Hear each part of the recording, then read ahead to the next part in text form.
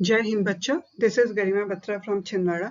यहाँ पर मैंने YouTube पर आप लोगों के लिए क्लास 10th, 11th और 12th के सभी लेसन्स के जो आपकी टेक्स्ट बुक है और सप्लीमेंट्री रीडर है उसका प्रोज और पोएट्री सेक्शन सभी के explanation, question answer, grammar, letters, report writing इस चैनल पर अवेलेबल करवाई है, जो कि बहुत ही आसान भाषा में है। लेकिन कुछ बच्चों की ऐसी डिमांड थी कि हमें समरी चाहिए, क्योंकि एक्सप्लेनेशन जैसे 30 मिनट का है तो कई बार जल्दी से लेसन दोहराने के लिए इतना लंबा एक्सप्लेनेशन नहीं सुन पाते हैं। तो उनकी डिमांड थी कि मैं समरी भी तैयार करूं। तो ये आज आपकी क्लास 12 का पहला लेसन है, द लास्ट लेसन। इसकी मैंने शॉर्ट समरी तैयार की है, जिससे कि आप परीक्षा में कुल 8-10 मिनट में पूरा का पूरा लेसन रिवाइज कर सकें। पर इस चैनल को सब्सक्राइब करना ना भूलें, ताकि ये इंपॉर्टेंट वीडियोस आपको मिल सकें, क्योंकि इंपॉर्टेंट क्वेश्चंस के जो वीडियो हैं वो बहुत ही छोटे आंसर हैं, जिसको आप बहुत जल्दी याद कर सकते हैं और परीक्षा में उनसे आपको बहुत मदद मिलेगी, क्योंकि काफी उसमें से आता भी है। द लास्ट लेसन के ऑथर अल्फोंसे डाउडे हैं, आपको ये भी याद रखना है, क्योंकि कई बार ऐसा प्रश्न पूछा जाता है परीक्षा में जब वो पैसेज आता है, सीन पैसेज, कि who is the writer of this lesson. तो ये अल्फोंसे डाउडे आपको याद रखना है। इस लेसन का जो मेन कैरेक्टर है वो है फ्रांस। पूरी कहानी फ्रांस के इर्द गिर्द घूमती है, और इस कहानी का जो बैकग्राउंड है वो है फ्रांस और जर्मनी के बीच में युद्ध हुआ था तब का है। अल्सैस और लॉरेन, ये दोनों, ये जो फ्रांस के सीमावर्ती गांव हैं अल्सैस और लॉरेन, इन पर जर्मनी ने कब्जा कर लिया था। तब फ्रांस जो था वो अल्सैस में रहता था। अब क्योंकि फ्रांस को जर्मनी ने हरा दिया था, तो इस लेसन का जो प्रोटैगोनिस्ट है या मेन कैरेक्टर है वो फ्रांस है। फ्रांस अल्सैस में रहता था, जो फ्रांस का एक सीमावर्ती गांव था। अब जर्मनी ने क्योंकि फ्रांस के सीमावर्ती गांव अल्सैस और लॉरेन पर कब्जा कर लिया था, इसलिए प्रूशिया से या जर्मनी से एक आदेश आया था, और उस आदेश में ये लिखा था कि अब से अल्सैस और लॉरेन में फ्रेंच भाषा के स्थान पर अब जर्मन भाषा पढ़ाई जाएगी। जबकि जो फ्रेंच थी वो फ्रांस की राष्ट्रभाषा थी, तो वहां के जो लोग थे वो फ्रेंच पढ़ना चाहते थे।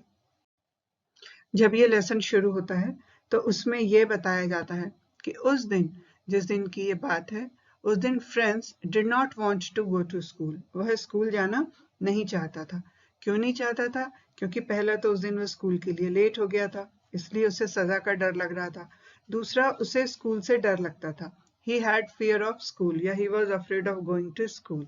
और तीसरी चीज जो थी, जो सबसे इंपॉर्टेंट थी, कि उसके टीचर एम हेमल ने उसे पार्टिसिपल तैयार करके आने के लिए कहा था। जैसे सभी भाषाओं में एक पार्टिसिपल ग्रामर का टॉपिक होता है, ऐसे ही फ्रेंच में भी था, और उसके टीचर ने उसे कहा था कि उसे पार्टिसिपल तैयार करके आना है, लेकिन फ्रेंच ने पार्टिसिपल तैयार नहीं किया था। तो ये 3 कारण थे। ये आपके एक प्रश्न का उत्तर भी बनता है, why did Franz not want to go to school. Franz school क्यों नहीं जाना चाहता था?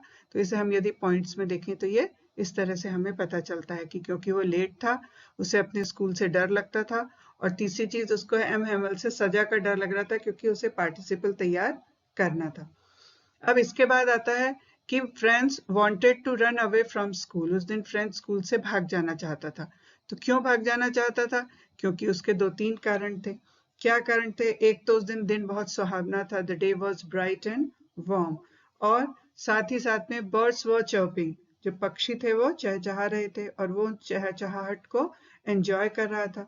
इसके अलावा जो तीसरा कारण था, ड्रिलिंग ऑफ प्रूशियन सोल्जर्स, जो प्रूशिया के सोल्जर्स थे, जो सैनिक थे, वो ड्रिलिंग यानी परेड कर रहे थे। तो वो परेड देखने में इतनी आकर्षक थी कि वो टेम्पटेड हो गया था, और इन 3 कारणों से वो स्कूल उस दिन नहीं जाना चाहता था। पहला तो जो डे था वो बहुत ब्राइट एंड वार्म था, दूसरा बर्ड्स वर चिर्पिंग, और तीसरा drilling of Prussian soldiers tempted him.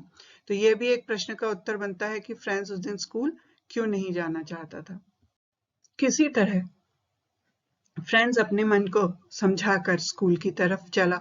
जब वो स्कूल जा रहा था तब रास्ते में सीन एट टाउन हॉल पड़ा, और टाउन हॉल के बाहर एक बुलेटिन बोर्ड था, जिस पर कि आमतौर पर सूचनाएं दी जाती थी। लेकिन जब से फ्रांस और जर्मनी का युद्ध शुरू हुआ था, तब से उस बुलेटिन बोर्ड पर वो सोर्स था सभी बैड न्यूज का। जितनी भी खराब खबरें थी वो उसी बुलेटिन बोर्ड से उसे मिलती थी।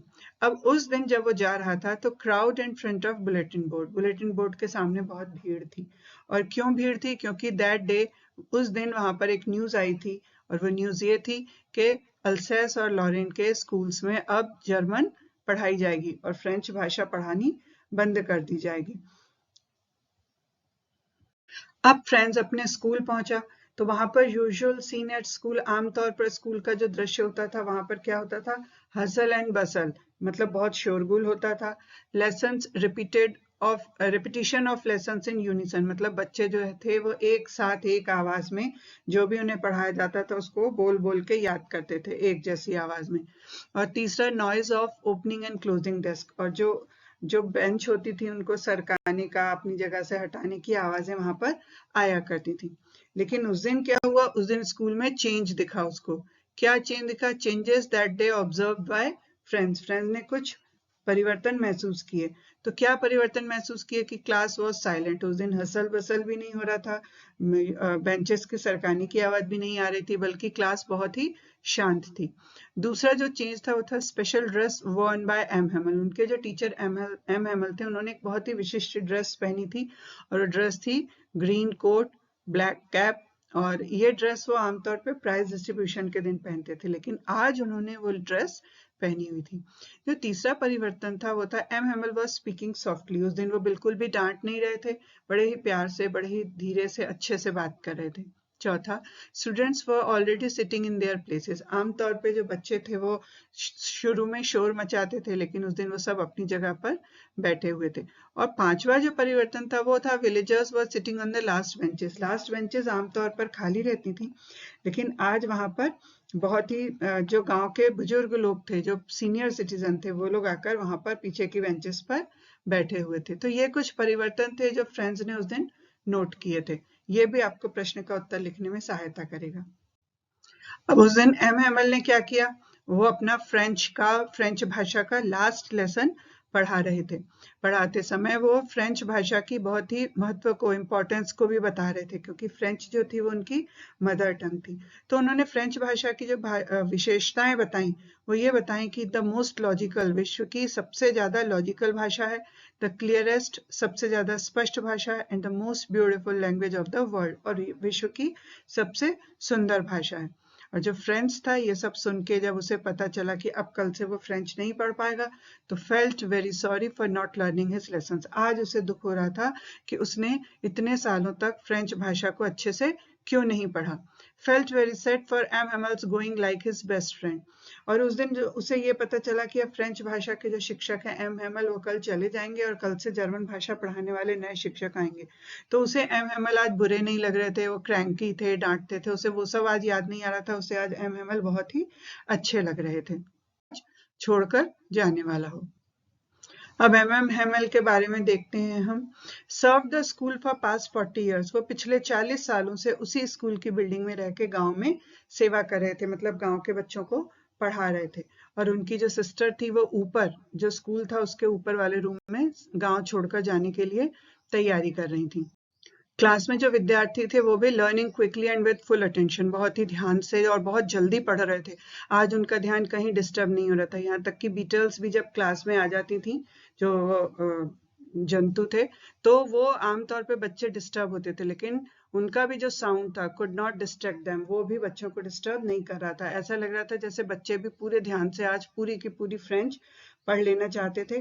और क्लास में जो पिन ड्रॉप साइलेंस था। ये है अब villagers showed respect towards M Hemal. जो गांव वाले थे उन्हें जब पता चला कि एम हेमल अब जाने वाले हैं और कल से उन्हें जर्मन पढ़नी पड़ेगी, जो कि उनकी मातृभाषा नहीं है, तो वो एम हेमल के प्रति अपना जो आदर है उसे प्रदर्शित करने के लिए आए थे। तो उन्होंने क्या किया, sitting on the last benches of the school. आज वो सीनियर सिटीजन अपने काम धंधे सब छोड़ के विद्यार्थियों की तरह स्कूल की आखिरी बेंचेस पर बैठे हुए थे, regretting for not attending the classes. और उन लोगों ने भी इतने सालों में जब वो पढ़ते थे तब जो भी लापरवाहियां की थी पढ़ाई के प्रति, फ्रेंच भाषा सीखने के प्रति, उसके लिए आज वो लोग बहुत ही ज्यादा पश्चाताप कर रहे थे। Feeling emotional and sad. अब हर कोई बहुत ही ज्यादा भावुक और दुखी महसूस कर रहा था। Grateful to you for teaching with devotion and dedication. और वो एम हेमल के प्रति बहुत ही उनके आभारी थे, कृतज्ञ थे कि उन्होंने उन्हें पूरे मन से, पूरे समर्पण के साथ और पूरी इच्छा के साथ उन्हें इतने सालों तक पढ़ाया था। तो ये बहुत ही कम समय का 8-9 मिनट का है समरी। इसकी सहायता से आप परीक्षा के दिनों में भी इस लेसन को रिवाइज कर सकते हैं। और ये जो चार्ट्स हैं, ग्राफ्स हैं, जो इन्हें भी आप अपनी कॉपी में बनाकर रख सकते हैं ताकि परीक्षा में आप जल्दी रिवीजन कर सकें।